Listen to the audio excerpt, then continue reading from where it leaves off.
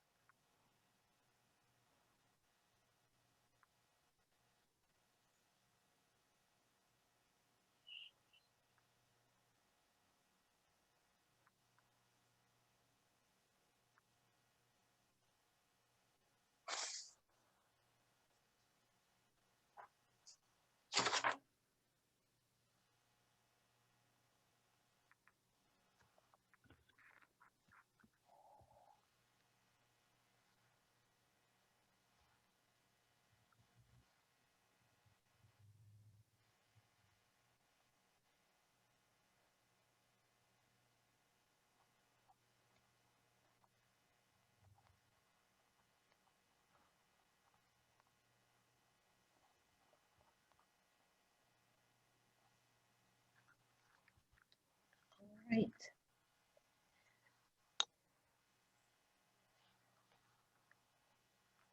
Okay, it is 5:34 p.m. and we will begin our first webinar in our series, Partners in Philanthropy. We will begin first with a poetic birthday remembrance by Dorothy Marie Rice. Happy birthday, Professor Washington. What shall we remember you for, sir? We shall remember your story, up from slavery, your testimony of how grit, determination, and literacy became agency in your delivery from poverty.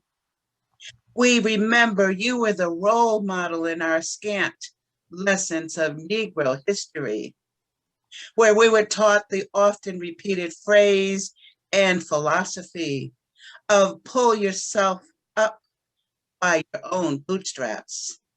A physical impossibility, but pragmatic words for self-sufficiency. Pull, reach, climb, walk, even if you don't have boots to wear. Your sneakers, tennis shoes, and bare feet will do. There will always be someone in your community to reach out, touch, and elevate you. They become part of your destiny, your story. Sir, you taught so many lessons of self-sufficiency, though it hasn't been easy. Your story up from slavery continues to remind us that we can do and be. You taught us the value of industrial arts, mechanical arts, and technical skills, masonry, carpentry, husbandry, using our hands as well as our minds to make a living and cultivating the land. You taught us how to draw our own blueprints, to plan, to build brick by brick, our own schools, homes, and churches. You taught us to be patient, to cast our buckets where we are, where we stand.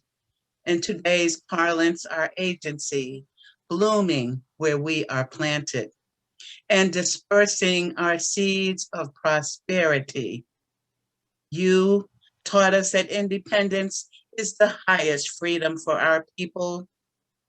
You taught us to be patient, not political, but we still struggle for voting rights.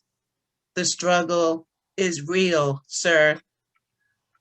We've been climbing the steep hills, but we're still holding on to our faith, filling our buckets, in today's parlance, our portfolio, with all the human, natural, and supernatural resources that abound.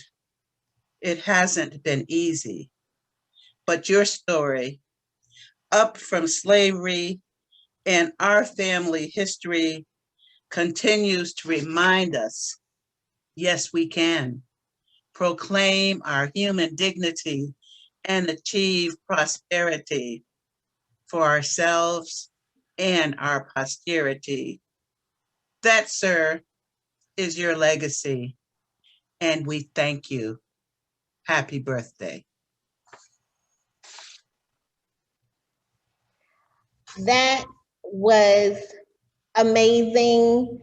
It was so, for me, it was so timely because little does anyone know, but I am actually on the campus of the Tuskegee University. And I am so excited and so just, it is just an honor to be here. And during my tour this afternoon with Dr. Daniels, you said everything that during our discussion, you encapsulated it in a poem, and you were, what did I drive? 699 miles away. So that was just amazing. What a wonderful dedication to Dr. Washington on his birthday. Next, we will have a few words from Muriel Miller Branch, followed by the official welcome from she and Dr. Harris. Good evening and welcome to the first of 4 in a series of webinars on partners in philanthropy, the legacy of Black communities and Rosenwald Schools. We're so happy that you have joined us this evening. And as we celebrate Dr. Booker T. Washington's 165th birthday. In the slideshow that you're going to see in the portion that I'm doing, there's a misplaced photo. You'll see a Mrs. Scales instead of Mrs. Gillum, my teacher. Mrs. Scales was Mrs. Gillum's daughter.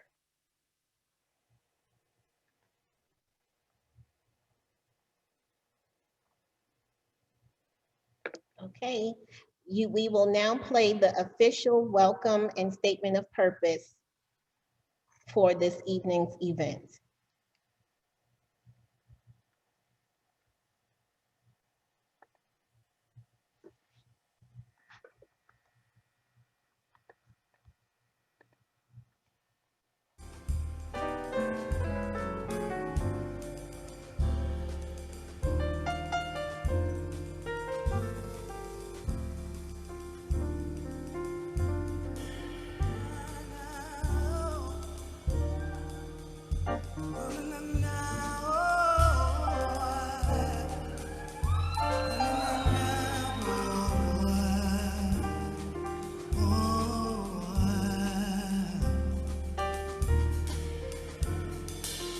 Hello, Jesus, Jesus children, Jesus loves you, Jesus children.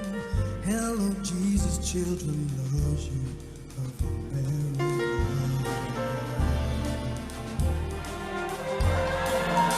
Are you hearing what he's saying? Are you feeling what you're praying? Are you hearing, praying, feeling what you see? You better tell your story fast. 'Cause if you lie, it will come to pass.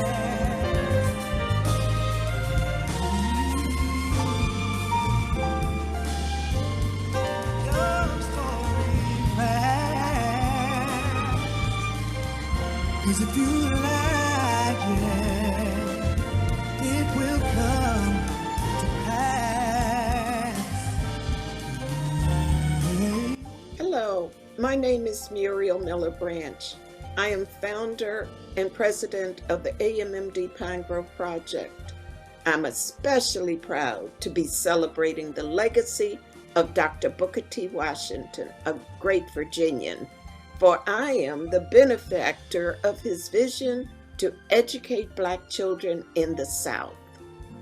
I attended the two-room segregated Pine Grove Rosenwald School from 1948 to 1954, where I learned more than academics. My teacher, Mrs. Muriel Gillum, inculcated in me a sense of community, of pride in my Black heritage, and a quest for learning. At Pine Grove, I became aware that I was a part of a community who had aspirations and talents and who were very determined. I learned that the community was an essential partner in our educational experience because our parents and community members were always involved. I was part of a community that fostered the possibilities in its young and kept high expectations for us. These are the things that motivated me to achieve for myself, for my family, and for my beloved community.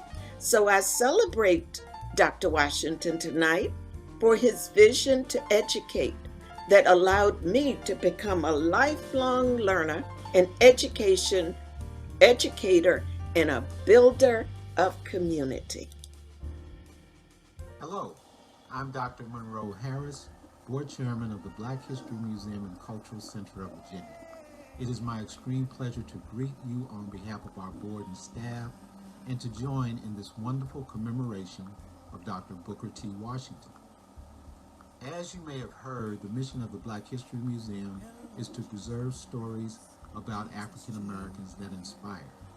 Many times they are the untold or not frequently told stories of African American history makers.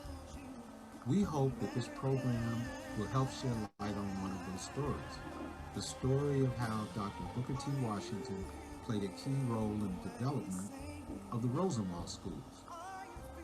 While it was Julius Rosenwald's financial investment in the schools that provided the tangible resources, it was Dr. Washington who used his phenomenal networking skills and abilities as a motivator to mobilize Black communities to get on board, get involved, and bring this project to fruition. Many times they were the only schools in the Black community and were a key to Black education in the South. What came to be known as the Rosenwald Schools would not have been possible without the hard work and dedication of Dr. Washington. This story reminds us of how the trials and tribulations of so many of our African American heroes have served as inspiration to current and future history makers. The Black History Museum is honored to join the AMMD Pine Grove Project and share this story and the important contributions of Dr. Booker T. Washington on the Rosenwald Schools. We hope that you enjoy the presentation, learn something that you may not have known, and of course, we hope that you will pay a visit to the Black History Museum very soon.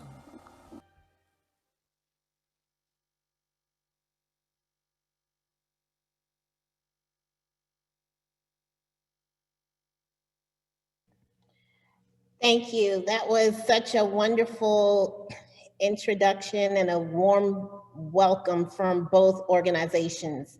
At this time, we are going to introduce our moderator and panelists.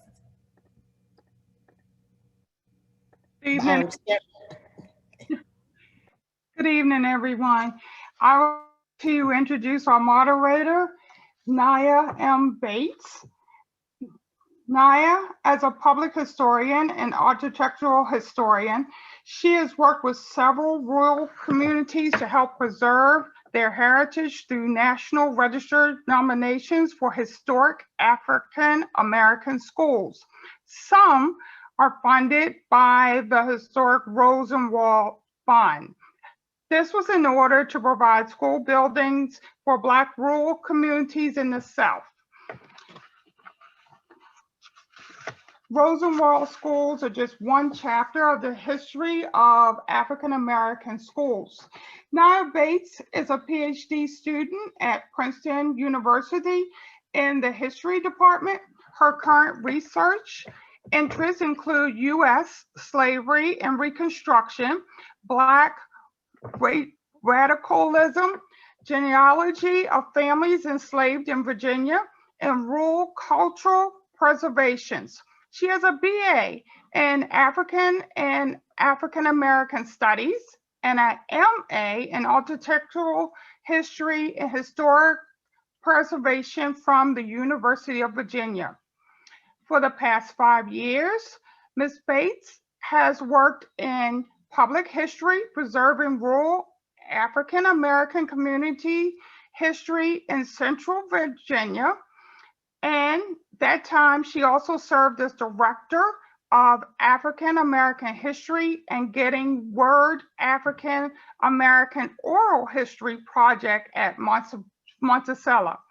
Her work has been featured in the New York Times, the Washington Post, The Guardian, CBS, The Today Show, NBC, PBS NewsHours, ESPN, The Undefeated, and Black Perspectives. Ms. Bates has also been a guest on several podcasts and streaming platforms, including Oprah Book Club, Monty Don's American Garden, NPR, All Things Considered, and Sporkful with Dan Pashman and Following Herod. Let's welcome Ms. Naya Bates.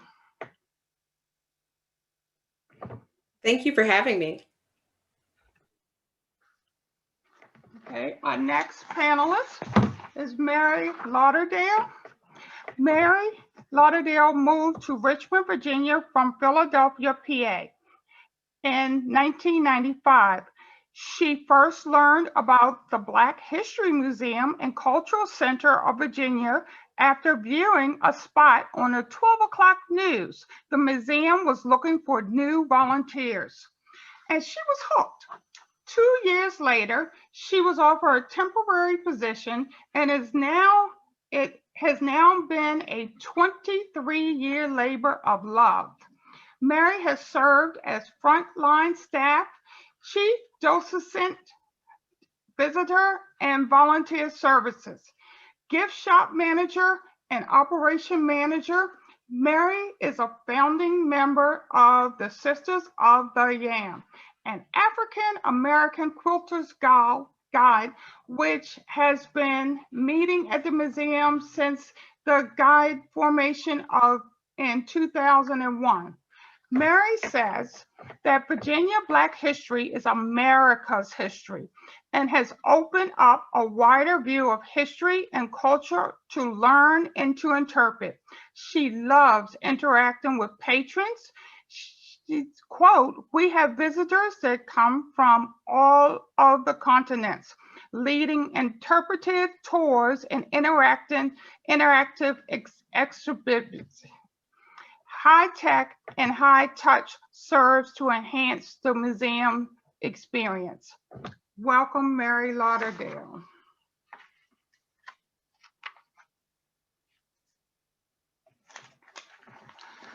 Muriel Miller Branch is another panelist. She was born in Montclair, New Jersey, and when she was 3 years old, her parents moved from New Jersey to her father's home of Pine Grove community of Cumberland County, Virginia. Muriel grew up in a God Center home where love abound. Therefore, love has been the guiding force of her life. She attended the segregated two-room Pine Grove Elementary School, which is now a National Historic Landmark, along with her siblings. She had walked 3.5 miles each way. She had graduated from honors from Luther P. Jackson High School in 1960 and enrolled in Virginia State College the same year. She received a Bachelor of Science in Library Science and a minor in History in 1964 and a Master of Education in Educational Media in 1978. She was also a scholar in residence at the Virginia Center for Humanities in 1999, and in 2010, she graduated with honors from the Virginia Union University Sam DeWitt School of Theology. She is currently served as Associate Minister of Good Shepherd Baptist Church in Richmond, Virginia. Fighting for justice is not new to Muriel. She has been active in the social, racial justice movement since she was 17. And she quotes as saying she don't feel no ways tired, as the Black gospel song says. While a student of the historic Black land grant Virginia State College in Petersburg, Virginia from 1960 to 1964, she participated in weekly marches, sit-ins, organizing events, and student-led initiatives for social justice. She was taught by the best to be a resistor during the nonviolent movement of Dr. Abernathy, Dr. King, Reverend Vernon Jones, and other civil rights leaders. Environmental justice is what she sees a link to racial justice has become the latest work of her passion. One of the primary aims of AMMD Pine Grove Project is to bring to the national consciousness and intersectionality, between environmental and racial justice by focusing on protecting and preserving the environment and the historic and cultural resources in historical Black and Indigenous communities. Muriel is also an author and co-author of 9 published children and or educational books, several have which received rewards. And she's also been blessed to receive awards during her professional career as an educator, writer, and community servant. That includes that. So we welcome Muriel Miller Branch as another panelist.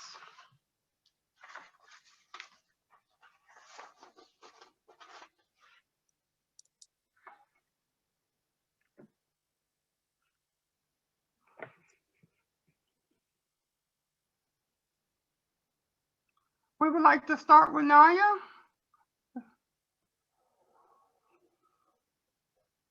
No, I had to unmute. Okay. Yes. At this time, we would like to introduce Dr. Kwesi Daniels. Dr. Daniels is the head of the architecture department at Tuskegee University. His professional experience ranges across various disciplines, including historic preservation, architecture, sustainability management, and urban geography. His historic preservation work includes assisting the restoration of the Shiloh Rosenwald School in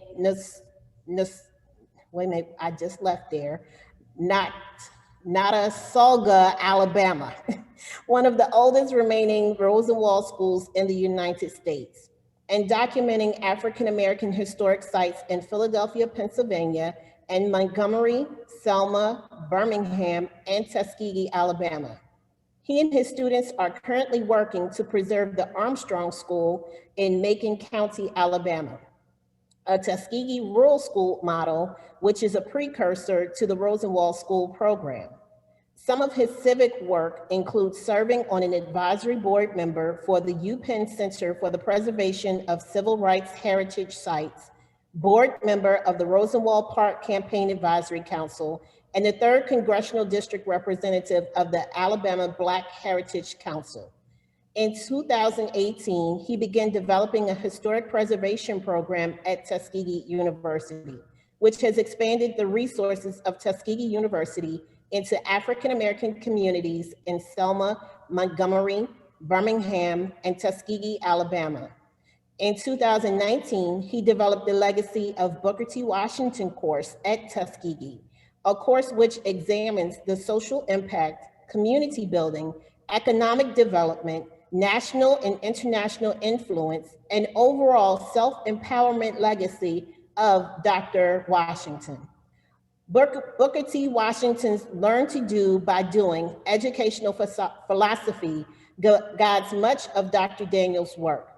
Professor Daniels earned a BA and MA in architecture from Tuskegee University and the University of Illinois at Chicago, and an MS in sustainability management from Columbia University. In 2020, he earned a PhD in urban geography from Temple University. His doctoral research focused on the positive and negative social impact universities can have on communities around the campuses, particularly communities of color. We welcome Dr. Daniels. Thank you. Our final panelist, Mr. Bill Obrochta. Bill Obrochta has spent his career as a teacher, history educator, and museum administrator. For more than 25 years, Bill directed educational programming at the Virginia Historical Society, now the Virginia Museum of History and Culture. In that capacity, he developed programs for 30,000 students annually through on-site museum tours and outreach to schools. He developed curricular material and conducted workshops and institutes for 1,000 teachers annually.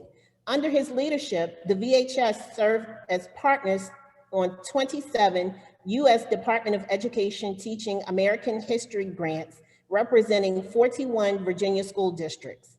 Bill also directed the Historical Society's Created Equal film series, which used documentary films to explore themes related to the civil rights movement and its meaning in 21st century American society. For the past 2 years, Bill has served as an executive director of the Beth Ahabah Museum and Archives here in Richmond. He also works part-time teaching adult English language learners in Richmond Public Schools. He is deeply interested in Rosenwald Schools and helped write the application for Pine Grove School to achieve historical landmark status. Bill has been married to his wife, Carol, for 39 years. The couple has 3 daughters and 1 granddaughter, all of whom reside in Richmond. We welcome you, moderator and panelists.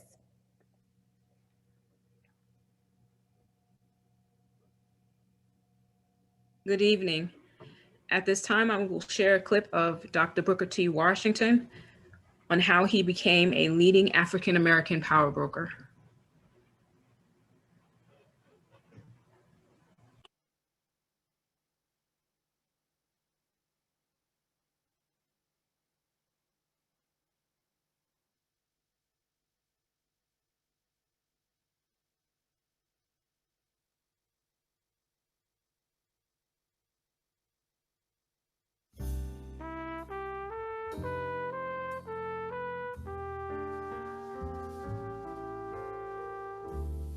Booker T. Washington was the leading African-American figure in every sphere of American society from the standpoint of the white leaders of the late 19th and early 20th century. He was an educator, he was an author, he was a statesman.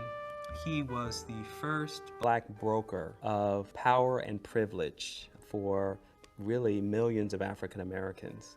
Born into slavery in the 1850s, freed after the Civil War. He was educated at one of the first historically black colleges. not really a college at the time, more of a agricultural and normal institute called Hampton Institute in Hampton, Virginia. He was the beneficiary of a missionary, a man named General Samuel Chapman Armstrong, who saw education as an important gateway to racial progress for recently freed Black people. And Booker T. Washington was a devoted student of his. Their whole philosophy, both Chapman Armstrong as well as Booker T. Washington, was to teach Black people the basic skills to make a major contribution to the economic progress of America. And that took the form primarily of industrial and vocational training. So Booker T. Washington was able to parlay that approach to change, that is, an economic focus, relaxing any interest in political and civil rights, at least publicly, and drew tremendous attention from major white philanthropists, from Andrew Carnegie to John Rockefeller. If given the choice between working with Blacks at all or exterminating them, those in power in the white South worked with Booker T. Washington. They supported his program because they saw the necessity for Black labor as crucial for stabilizing the New South and putting it back on a course that would recover from the devastation of the Civil War. I feel like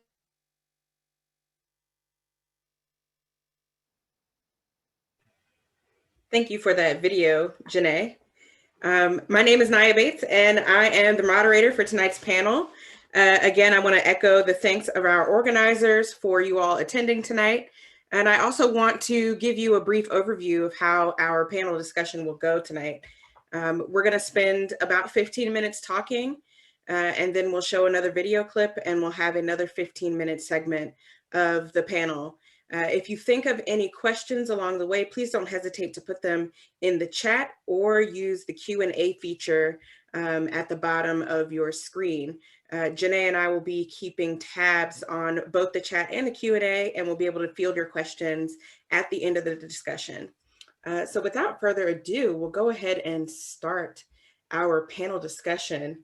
You heard a little bit about the history of the Rosenwald School Fund in the introduction video.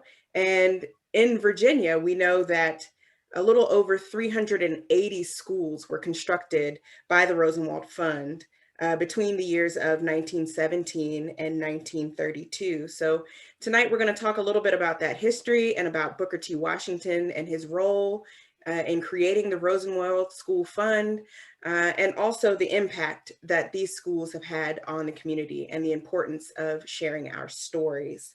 So I want to start tonight by asking Dr. Daniels a question about the role of Tuskegee University in this process of supporting Black education throughout the South. Could you tell us a little bit more about Dr. Booker T. Washington's life and his philosophy? We heard in your introduction that you studied his self-empowerment and his social influence. So if you could share with us a bit about that history. Thank you, Ms. Bates. I have to say this is probably one of the highlights of my life at this point, to be able to speak on his behalf, especially on his birthday at Tuskegee. So it's great. So just quickly, Booker T. Washington's major educational philosophy was started with what was passed down to him by Samuel Armstrong at Hampton, which was educating the head, the hand, and the heart. And the head was, of course, education. The hand was learning how to use labor. And the heart was understanding that two things. One, you had to have pride in the work that you do. And the work that you do has to go out into the community and improve the community that you're from. And then the philosophy that he developed while he was at Tuskegee was the learning to do by doing philosophy. And you see that it started with the campus. So when you look at Tuskegee's campus, it was about using the education that students would receive at Tuskegee and not learning theory and then going off and doing something else, but taking that knowledge and using it to improve the conditions of the campus by learning math in the classroom and then using that mathematics in order to build the community around you and to build the campus itself. From building bricks and turning those bricks into buildings and then taking that out into the community as a whole. And so when you look at the Rosenwald School program, it's important to realize that that program is actually an outgrowth of a much larger program that Tuskegee was engaging in that started with the construction of the campus and began to go out into the community as Dr. Washington, through his suggestions and also suggestions that came to him from folks like Clinton Calloway, who gave him the idea of the rural school building program, Thomas Monroe Campbell, who was the first cooperative extension agent and ran the extension office for Tuskegee. They both brought these ideas of how you could take the education that was happening at Tuskegee out in the community to reach more people. And so you had the beginnings of the Jessup Wagon, which was, again, this idea of let's take this idea of education, let's get it off the campus. Let's reach more people, because if you can only reach those that make it to campus, there's a whole lot of people in the rural South who would never, ever be able to take advantage of this. And Dr. Washington understood that in order to, as they say, lift everyone up, all tides lift all ships. In order to lift all people, you had to have a curriculum that could reach the people, and it had to be designed for the people and could go out. And so when you look at this global program that is the rural school building program, that a component of it is the Rosenwald School program, you not only see schools being built in communities all over the country, but you see communities being built in communities all over the country. So it's a magnificent example of what it means to lift everyone up and in the process lift yourself up. Yeah, that social uplift piece of Dr. Washington's philosophy is critical. And I wonder if you could speak to us a bit about the design of these buildings and what they were meant to achieve. You mentioned community building, but also these buildings have a very specific physical format. If you could talk about that. Yes, definitely. So one of the things so it's important to acknowledge Robert R. Taylor. Mr. Taylor was the first African-American graduate of MIT, Massachusetts Institute of Technology. He was also the first professionally trained African-American architect in the country, and he was the architect of Tuskegee. So he arrived in Tuskegee in 1893, and he brought architecture to our campus. And that's significant because prior to that, Tuskegee is about the 6th to 7th oldest program of architecture in the country. And when Taylor arrived, there was already building happening at Tuskegee, on Tuskegee's campus. What Taylor was able to do was to take architecture, which up to that point was really, historically has been a very elite, profession, which means the materials that I'm using, the budget is not necessarily tied to those materials, and the labor force is a trained labor force.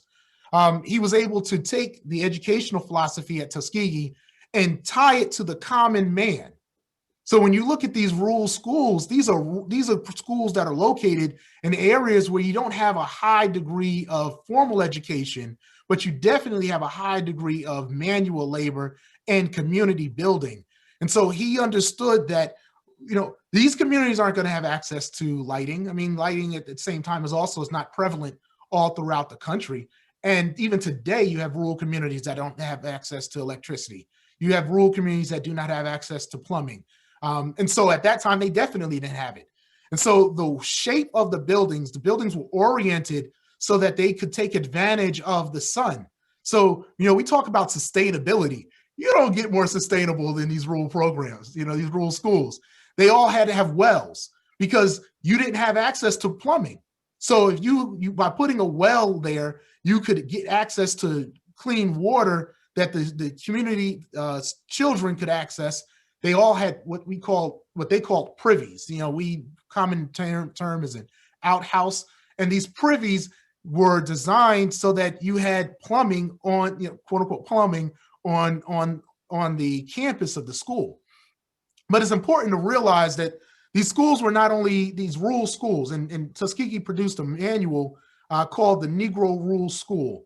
And this manual outlines how to design these schools. So this is not just, let me give you a set of plans to build these schools. This is a manual. It's like an operating manual. And Dr. Carver and Robert R. Taylor came together to design this. It was understanding the need to have a garden embedded in the curriculum. So just like Tuskegee's design of the curriculum being used to educate people and build the school at the same time, so was the rural school building program. Not only would we teach you how to build the school and you would build it, but you would also use the local resources. You would use the bird, literally the birds and the bees, the insects around you. You would use the garden as an educational and an economic system and a science system in order to uplift the community. And you would use the local resources in order to educate everyone in the community in order to do the work. So you had a community school that was rooted in using natural systems of the planet and the sun in order to provide lighting into the building. You had a large expanse of windows that made it possible for lighting to come in. Certain schools had, and this was the Shiloh school we worked with, there was a double layer of paint. And so the top layer was a lighter color, the lower layer was a darker color, because it cut down glare. Because at the height of children, as they sat at the desk, as the sun would cut in, those colors would cut down the glare in the room. You had a manual that talked about how to make to make all of the blackboards, how to make the furniture, how to make the privies. I mean, everything that a community needed was contained in these manuals that were created by Dr. Carver and Robert R. Taylor. Thank you for that. So I'm hearing in your response that this was a community-driven process, that it wasn't just an initiative started by Dr. Washington and Julius Rosenwald, that instead it was something meant to build upon the energy already existing in these Black rural Southern communities. And so I wonder, Mr. Obrochta, if you would be willing to talk to us a little bit about that history of community organizing and how these schools came to be. Thank you, and thank you for having me on the program. It's great to be here. I'm here to talk a little bit about that community organizing, and especially the role that the Jeans teachers played in that. And if, as many of you know, Anna Jeans was a wealthy Philadelphia philanthropist who established what was called the Negro Rural School Fund to build schoolhouses for African-American children in the South. The endowment was also known as the Jeans Fund and was administered by Hampton Institute and Tuskegee Institute and used to support their graduates on returning to their local school system, on returning to their rural communities. Within a few years, Tuskegee graduates had directed the construction of some 46 schools using Jeans funding. But the Jeans Fund was used eventually for other purposes as well. In 1908, Jackson Davis, who was the superintendent of Henrico Schools here in Virginia, approached the Jeans Fund to underwrite the salary of Virginia Estelle Randolph. 3 years earlier, Davis had visited Mrs. Randolph's school and was very impressed. He believed Ms. Randolph's instructional style, which was based on the teachings of Dr. Washington, could be made as a model for other teachers. The administrators of the fund agreed, and Ms. Randolph became the nation's first Jeans supervisor. Over the 1908-1909 school year, she supervised some 23 Black teachers, providing instruction that emphasized the industrial arts. But this meant that in addition to academics, girls learned sewing and cooking and canning, and boys learned agriculture and the mechanical trades. But more than that, Ms. Randolph taught teachers how to be community organizers. In Virginia and the rest of the South, schools for African-American children were grossly underfunded, if they were funded at all. even though they paid taxes, Black parents had to contribute additional funds to build and operate the schools to which they would send their children. The justification for this, of course, was that Black parents paid less than white parents in terms of taxes. So not only were schools segregated, but tax revenues were also segregated as well.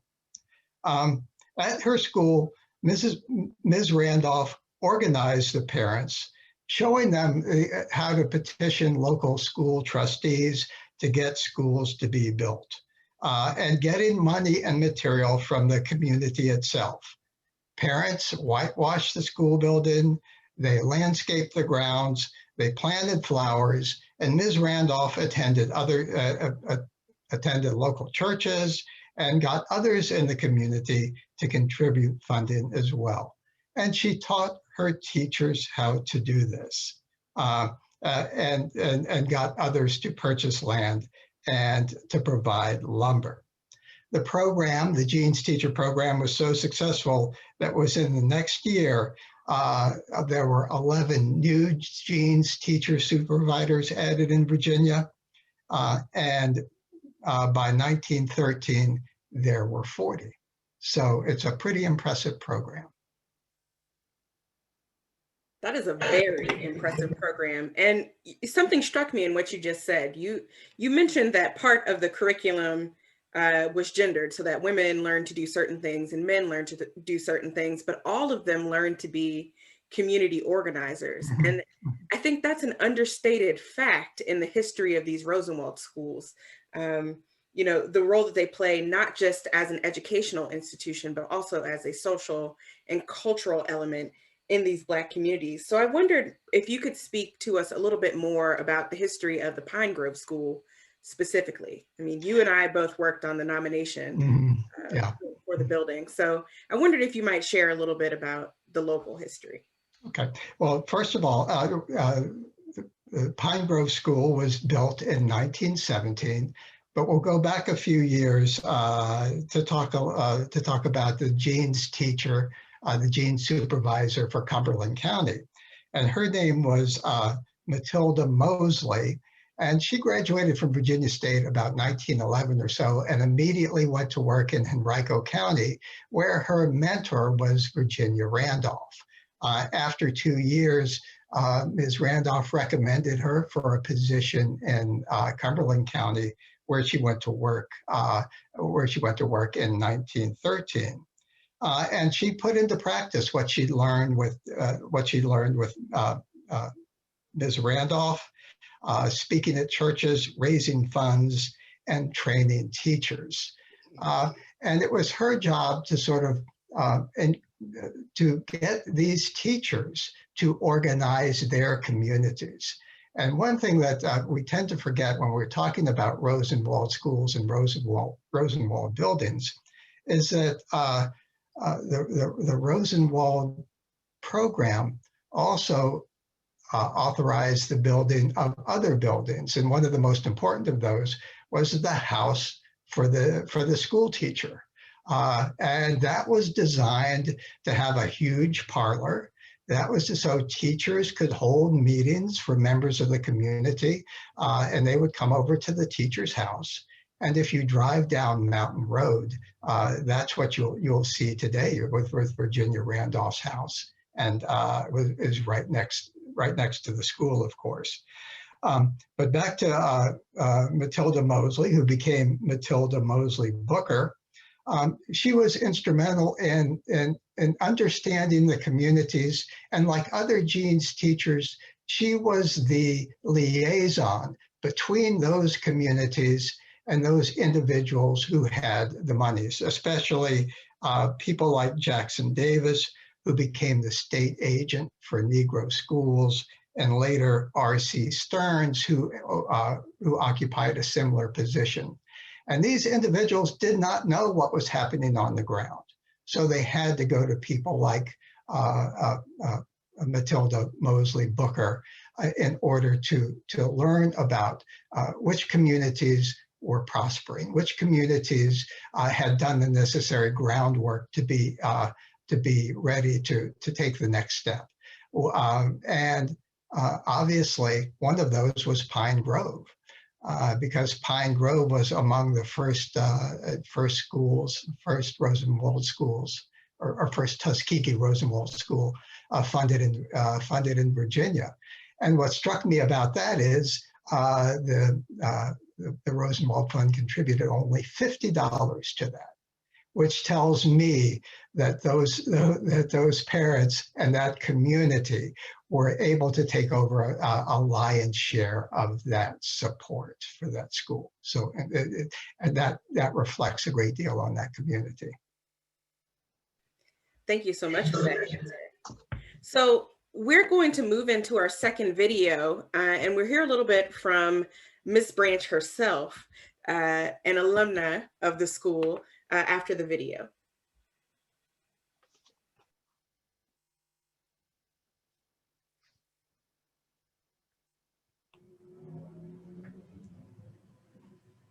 In this next clip, it will outline what Dr. Daniels has so eloquently already presented regarding Dr. Washington's founding of Tuskegee and the concept of building and trades and the importance of building partnerships and communities.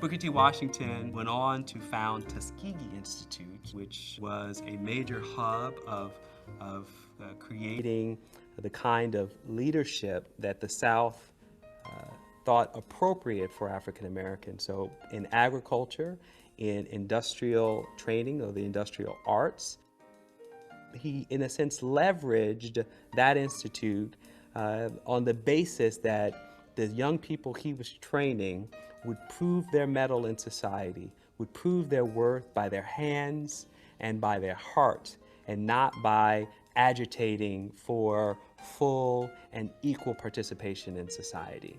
He famously gave a speech in Atlanta in 1895. He had an exposition of white business owners.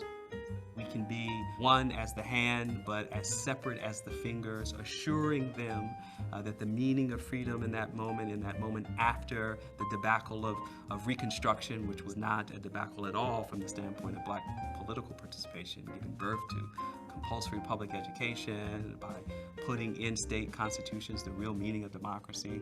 Nevertheless, he assured them that in the 1890s, just as Jim Crow was codifying and becoming real, that they had no worry from him or his students or the future leaders functioning on this paradigm, that they would make no demands on sitting at dinner with their daughters or going to school with their school children or demanding equal pay for equal work, that they would work behind the scenes in their own communities, on their own farms, and ultimately prove themselves worthy down the road, eventually, of full participation.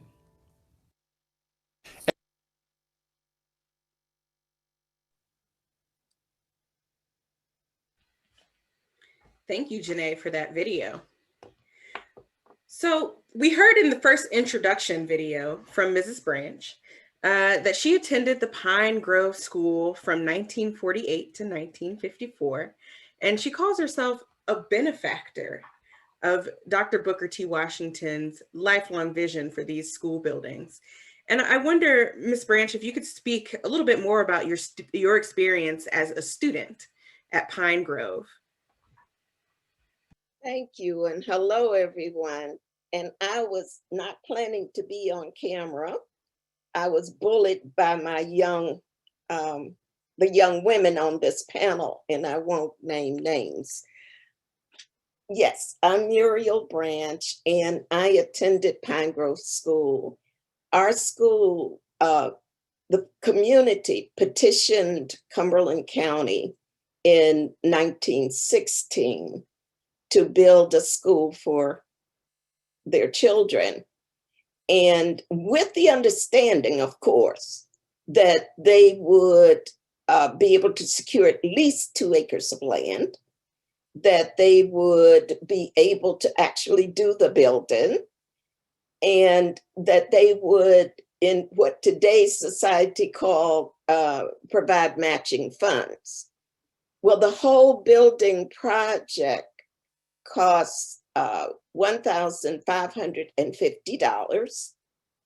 The county provided $1,000. The Black community, $500 in 1916. And Julius Rosenwald Fund, $50.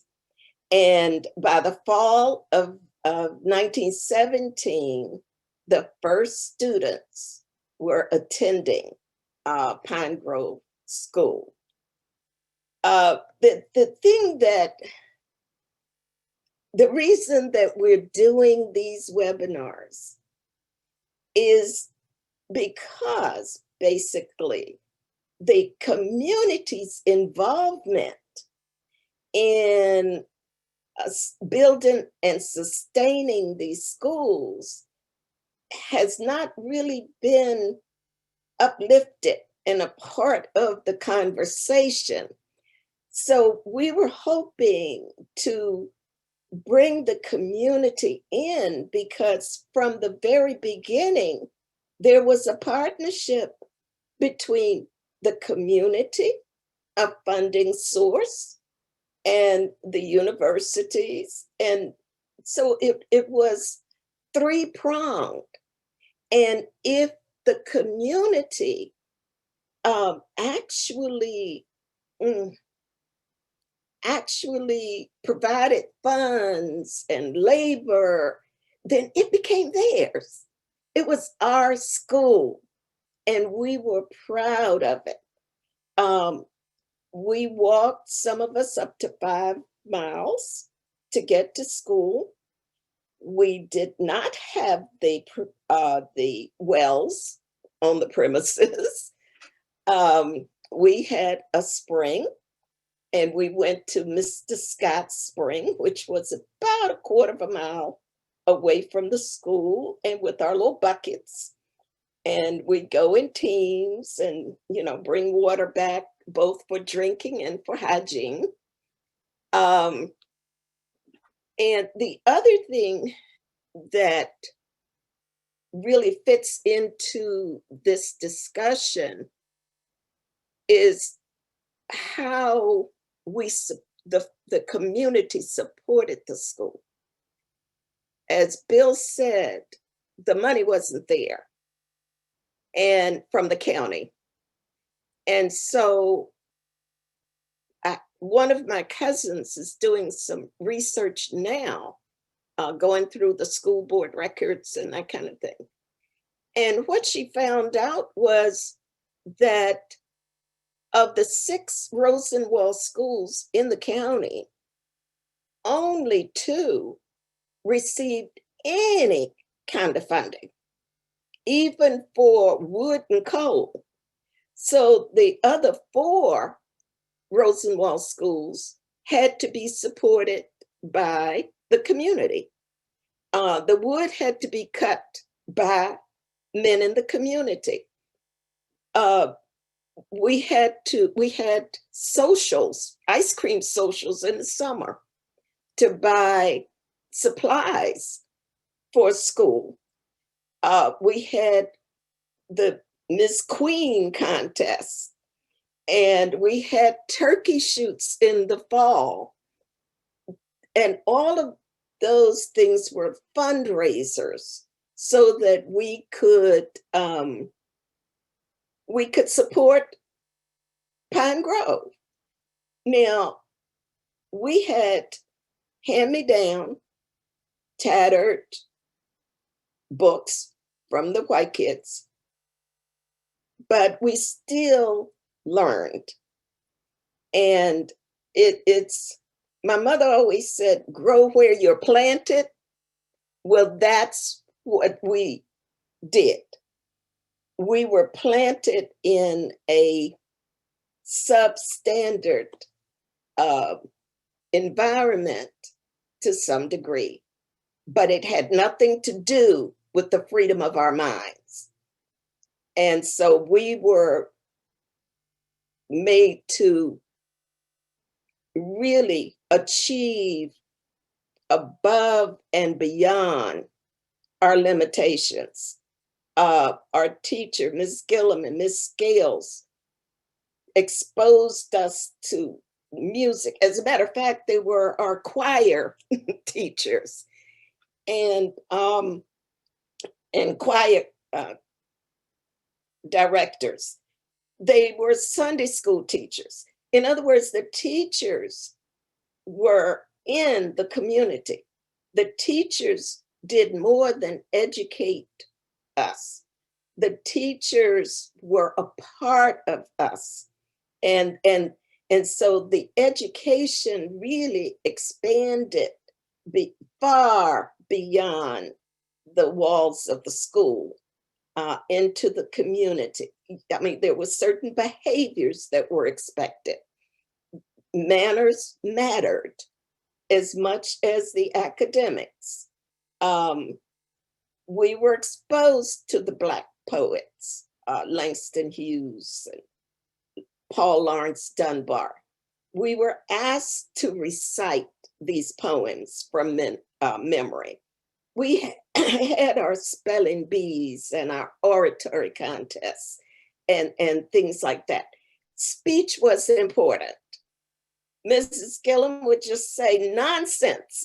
You know, if we started reverting to what she didn't consider not the King's English. So, and the only way you knew what grade you were in was the row of seats you sat on. And as you progressed, of course, you were at the back of the room. But, you know, walking to school, none of that. It was a time of socialization. You know, it was a time of bonding. And for children, for us, it was more important than the church. And the church was really important. But we were with each other 5 days a week. And so there are about 35 of us surviving members, graduates, and we still have that very, very strong bond between us. Now you see why we needed you on camera tonight. There are 126 of these schools still standing in Virginia, but not all of them have a champion as fierce as Mrs. Branch. So we're thankful that she was able to be with us on camera tonight. So I want to transition a little bit to talking about why we are doing the work to save the history of these schools, and in particular, Pine Grove. And I wonder, Ms. Lauderdale, if you'd be willing to talk to us a little bit about the Black History Museum of Virginia's role in saving the history at Pine Grove. Well, first I want to say thank you for doing this, and for us to be a part of this is just phenomenal. The Black History Museum is an organization that was founded, our mission is to preserve stories that inspire. And the stories you're telling tonight are just so inspiring, and everyone needs to hear about them and to share them. We play, I feel like I play such a small role in this to help getting the word out in talking about things that we're talking about tonight, but a very important role. I wanted to just step back a little bit and even talk a little bit about, since it is Mr. Washington's birthday, to think about some of the things you touched on and some of the things that were carried through the Rosenwald Schools. And what Mrs. Branch was talking about was some of his philosophies. He said, character is power. Character is power. Excellence is to do a common thing in an uncommon way. golly, few things can help an individual more than to place responsibility on him and to let him know that you trust him. These are some of his mantras that were manifested in these schools. If you want to lift yourself up, lift up someone else. And another one I just want to say is nothing ever comes to one that is worth having except as the result of hard work. These are all quotes by Booker T. Washington.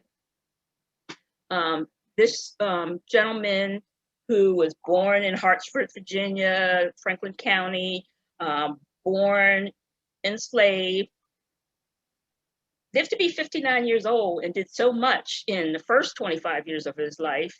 And then in the following years till he passed away in 2015, excuse me, 1915, well. And the Black History Museum, to go back to the Black History Museum, we are a place where folks can meet and discuss, have community conversations, have ideas brought forth from individuals from the past, bringing it into the future. Mr. Washington wrote a few books. He wrote the story of his life and work, and he didn't like that book so much. His second book, Up From Slavery, was more to the heart. He wanted to, and that was a year later, that he wanted his story better told. He also talked about the story of the Negro. He talked about my larger education, man. And all these are things that you guys are discussing tonight so far. And I don't know much about this book, but The Man Farthest Down, another one of his books, and that was just a couple of years before he passed away that he wrote that book. So to think about uplifting stories that inspire is what the Black History Museum is here to promote through art, through history, through discussions. Mrs. Rice's poem was just wonderful. So that's art. Art of the soul, art of the mind, and just community involvement. Mrs. Branch spoke about, and I'm rattling a little bit, but you know what? That's what this is about, to discuss how this all comes together. We have community leaders today right here in Richmond, Virginia, that are promoting community gardens, that are having resiliency gardens. And all of these folks, some of the ones I've come in contact with, have had roots established at the Black History Museum. I hope that answers your question. Yeah, that does. And it makes me wonder, what different strategies, and I know, Mrs. Branch, that you're also recording oral histories from the alumni of the school. What strategies have you used to share these stories with visitors and patrons of the Black History Museum and the wider community? Is that for me? That's for Miss Lauderdale. Oh, I thought you meant Miss Branch. We have standard exhibitions, but through our docent-led tours, we expand on what you see in the facts that you see displayed, the dates, the events. We delve more into the individual stories, as I said, the undertold, the untold stories of folks such as folks involved with the Rosenwald Schools, starting from emancipation all the way up through the civil rights era is our basic focus. And this part of history is not been told enough, has not been told enough. Wonderful, thank you.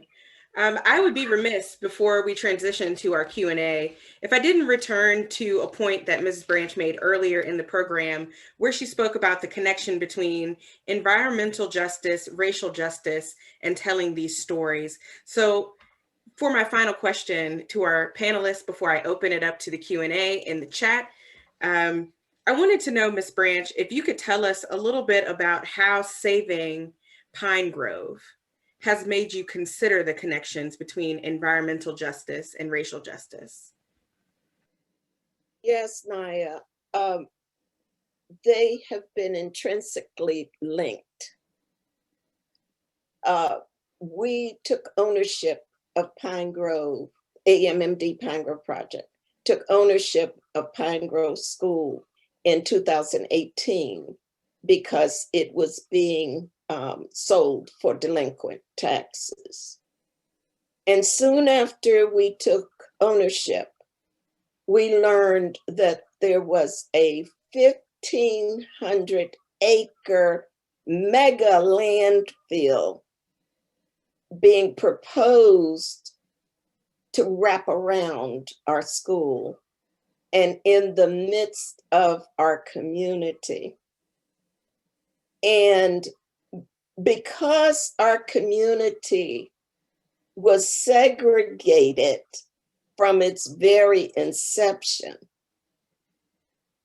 the school was segregated because of the outward migration of residents from the community because of the Jim Crow laws, because of the lack of economic and educational opportunity, and the opportunity for self-actualization.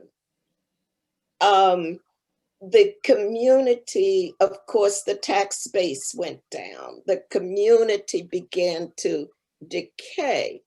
So what I realized that our history was being lost, and so was our sense of community because of the environmental injustice that was being imposed on us. And it took a long time to convince people outside of the community in particular that there was this intersectionality. They're both preserving and protecting something. And I am just really jealous of both my history and my community. And so they're all on parallel, as far as I'm concerned, they're on parallel tracks. And it's a form of discrimination. It was built that way, and it continues to be a form of discrimination and injustice when you can't keep your farms because the tobacco the allotments were often decreased for Black farmers as opposed to the white farmers. And so that was your source of income. At least that was your main source of income. So the whole racial ecology in Black communities dovetail our historic preservation. You just cannot separate them. Thank you for that. How can people support your work to combat the dump? Oh boy. What we're doing right now, getting information out about community, and not just Pine Grove, but there are hundreds of communities like ours. So if we can lift up Pine Grove, you know, the rising water lifts all boats or something similar to that. That's the whole idea, is to tell the story that these communities may look dead, but we're not dead. We have a history. There's still some things left on our cultural landscapes. And so if you will help us tell the story, if you will help us, if you will write about it, if you will go on podcasts and talk about it, every platform available to us, we need to use. Right now, we have written a rural historic district PIF, but that did not go through on the first time, only because we did not agree with being attached to the 3 plantations. We have our own history, and we're adamant about building, valuing that history. The other thing that you can help us with is to start changing the way communities of color are projected, how we're valued, how we are evaluated, by whose standards are we being evaluated.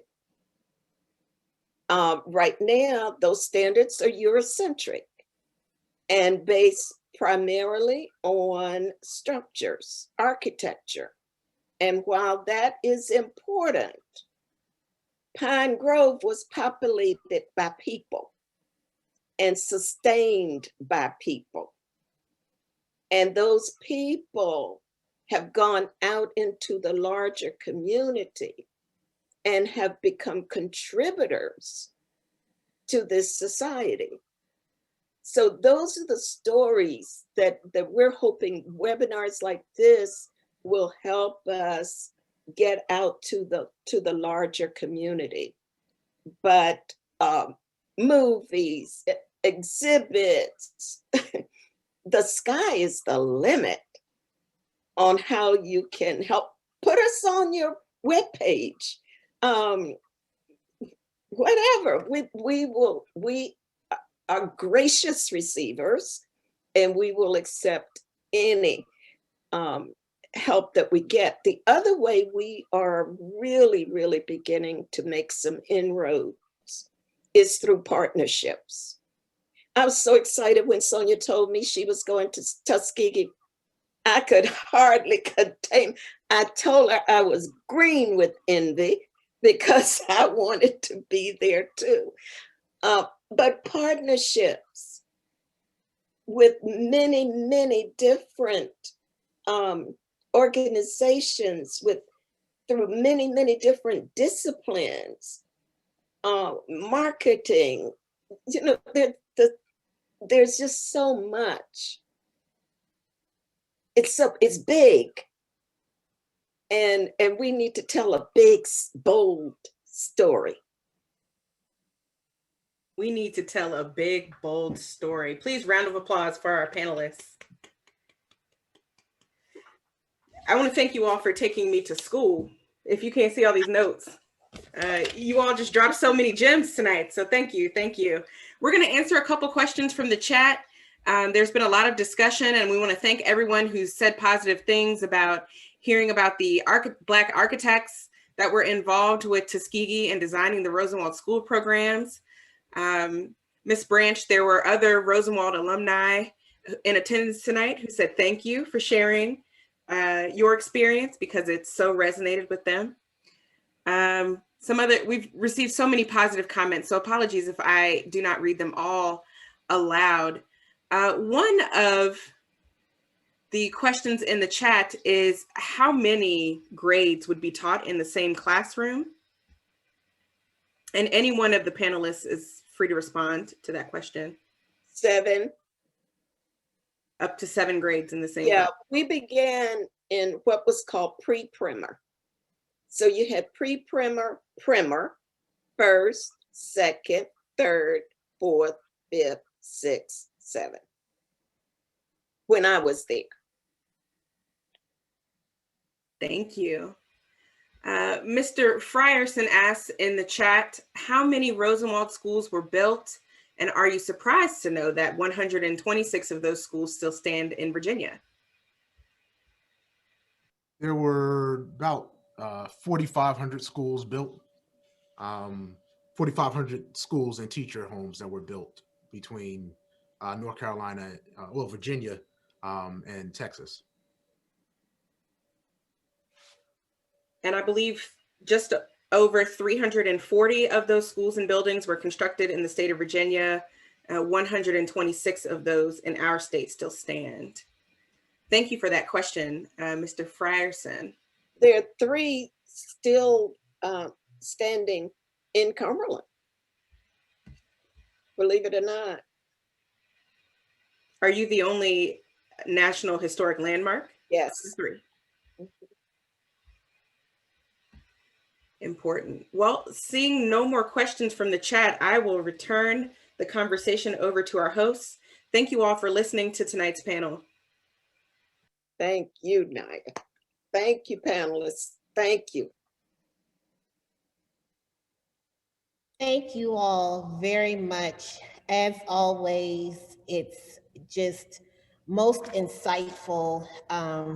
I have become my mother's protege in this quest here.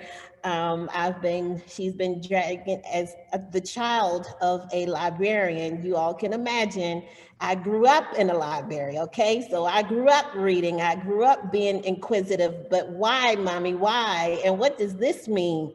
So my quest and my thirst for knowledge, especially this type of stuff, I stay up. I was telling Dr. Daniels, you know, my creative mind, my wheels just don't shut off. And I said, oh, I got to get back here and spend some real time in these archives. He just pointed at the building. I was like, ooh, we gonna go over there? Then I was like, no, we gotta get on this webinar, because if I go in that building, it won't be a webinar.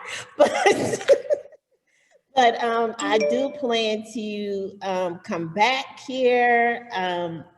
It's just a wonderful experience, and I cannot come back without my mother, she said. So my family and I, we know that we have to have my mother in tow the next time around to dig in those archives. But we just thank you again for this time, your valuable knowledge. Everyone's different perspectives, but they all come together and they're all weaved together and stitched together.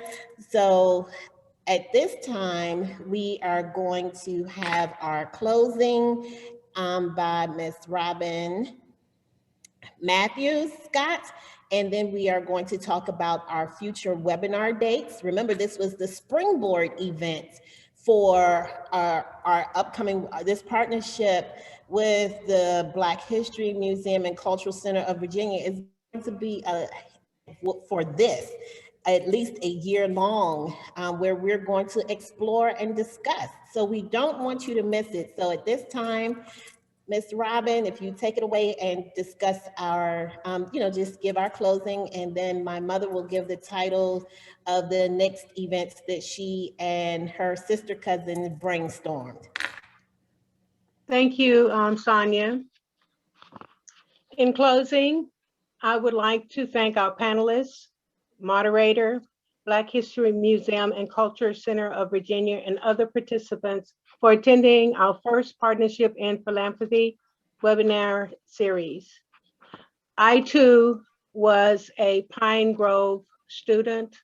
I was among the last students that attended Pine Grove in 1964 when they shut it down.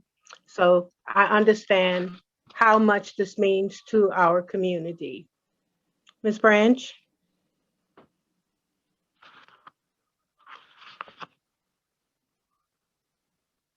The other 3 webinars that we planned are entitled Philanthropy and Community Uplift.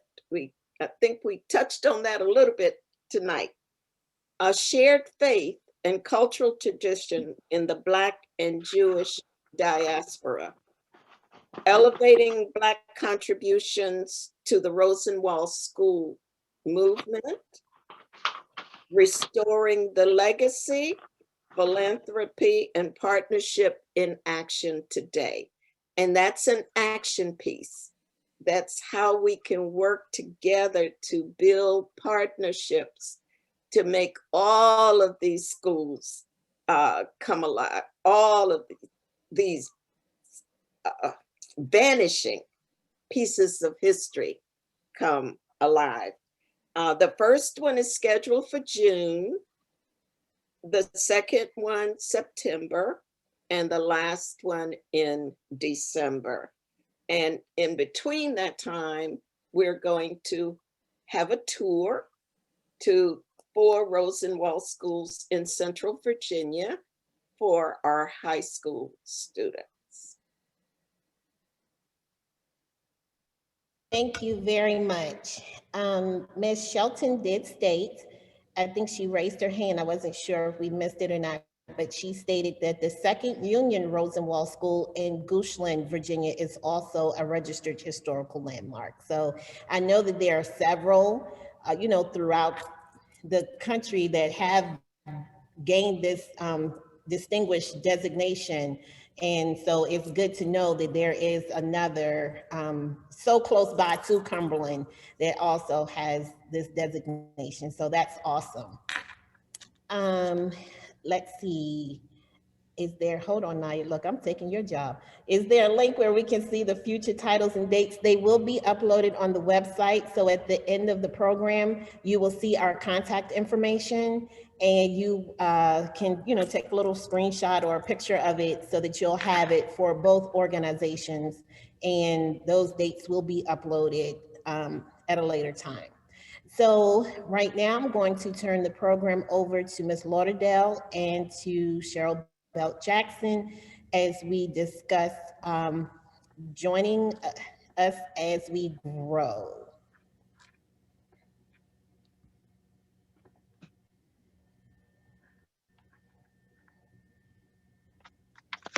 Hi, I'm Cheryl Belt Jackson, and I want to discuss about the AMMD Pine Grove Project membership. As we grow, membership will share ideas and learn new ones. AMMD Project are met with professionalism, education, perks, networking, and recognitions.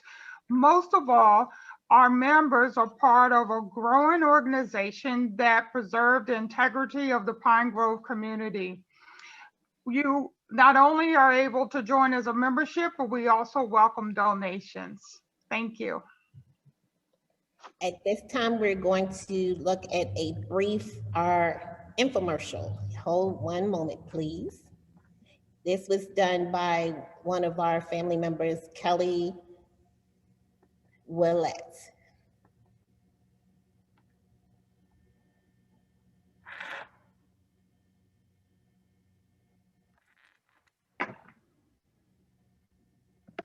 And it's thinking.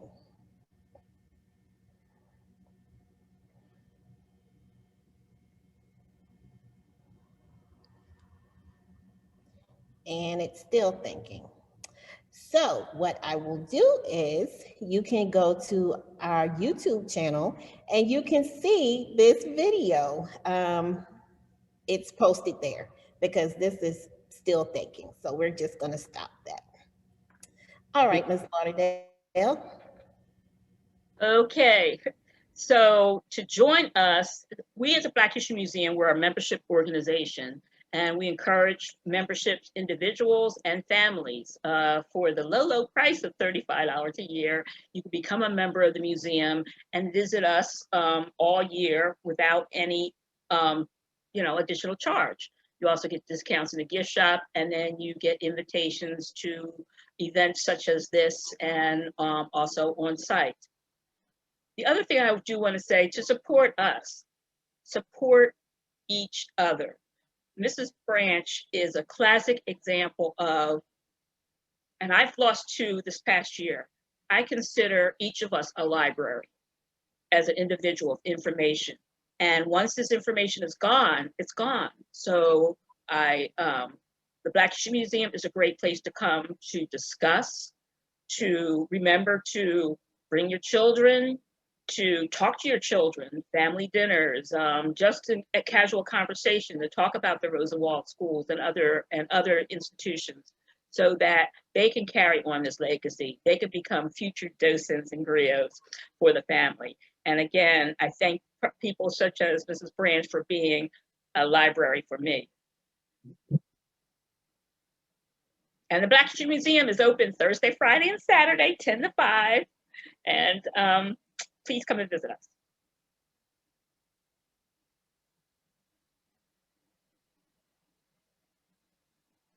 All right. Thank you. Uh-oh, am I getting feedback? We definitely thank you for that and about how we can join your organization. And I'm trying to find my slide here that has, here we are, with all of our contact information. You can see how to reach out to us. I know there were some questions that were still unanswered, but here you have it. Here's the contact information for AMMD Pine Grove Project.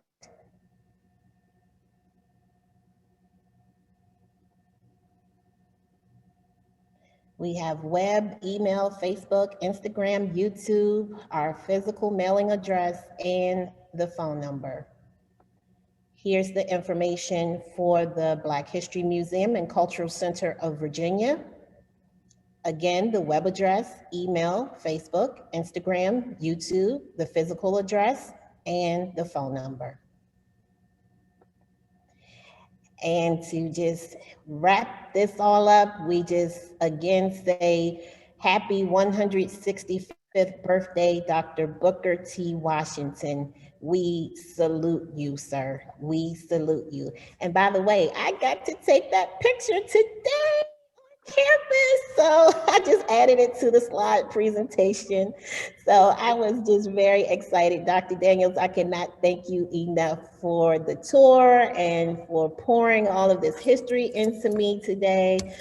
This has really been an exciting event, an exciting collaboration, and we look forward to seeing you in June, you all in June. Thank you, everyone. Thank you. Thank you. All.